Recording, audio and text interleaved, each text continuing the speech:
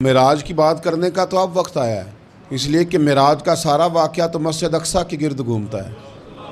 سبحان الذی اسریٰ بعبدہ لیلا من المسجد الحرام الی المسجد الاقصیٰ۔ حضور نے معراج کی رات مسجد اقصیٰ میں نماز پڑھائی تھی، اور ایک بار پھر سے طیبہ سے فلسطین میں آ، راستہ دیکھتی ہے پھر مسجد اقصیٰ تیرا۔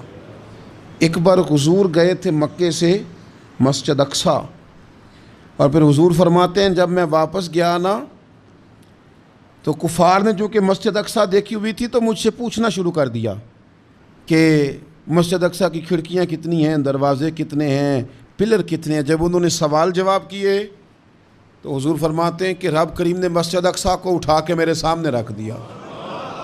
میں دیکھتا جاتا تھا، بتاتا جاتا تھا، کہہ لوں بات کر لوں۔ ایک دفعہ حضور مکے سے مسجد اقصیٰ آئے، اور ایک دفعہ مسجد اقصیٰ میرے نبی کی زیارت کے لیے مکے گئی، حضور کی زیارت کے لیے مکہ شریف گئی۔ اور میرے نبی تو صرف کسی چیز کی طرف ایک دفعہ دیکھ لیں تو وہاں رحمت کے پھول کھلتے ہیں۔ مسجد اقصیٰ کی طرف منہ کر کے 17 مہینے میرے نبی نے نماز پڑھی ہے۔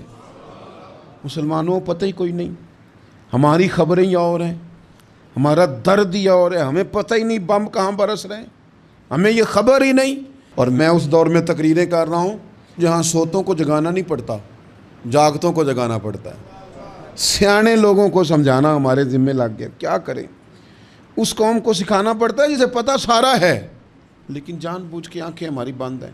یہ مولوی کو بات کرتا تو لوگ کہتے دیکھو مولوی گالی دیتا ہے، لیکن اگر قائد اعظم محمد علی جناح کہے کہ اسرائیل امریکہ کی ناجائز اولاد ہے تو پھر تو تمہیں ہضم کر لینا چاہیے نا، پھر تو لیبرل کو بھی ہضم ہونا چاہیے نا کہ قائد اعظم نے کہا ہے، اور اس ناجائز بچے کو تم نے اتنی طاقتیں دے دی کہ وہ مسلمانوں کے قبلہ اول میں نماز پڑھنے والوں کو بھی نہ بخشے۔ کہاں گئی تمہاری وہ انسانی حقوق کی بڑی بڑی تنظیمیں، کدھر گئی؟ اور میرا پاکستانی میڈیا سے بھی سوال ہے، چند دن پہلے سیالکوٹ میں ایک واقعہ ہوا، ناانصافی ہو گئی ناانصافی ہو گئی جی ایک بی بی کے ساتھ۔ ہر بندے نے شور مچایا، بڑے بڑے طوفان اٹھتے ہیں، کیوں ہوا جی کیوں ہوا؟ تو مسجد اقصیٰ کی توہین ہو گئی تو پھر طوفان کیوں نہیں اٹھا؟ ٹاک شو کیوں نہیں ہوئے؟ بحثیں کیوں نہیں ہوئی؟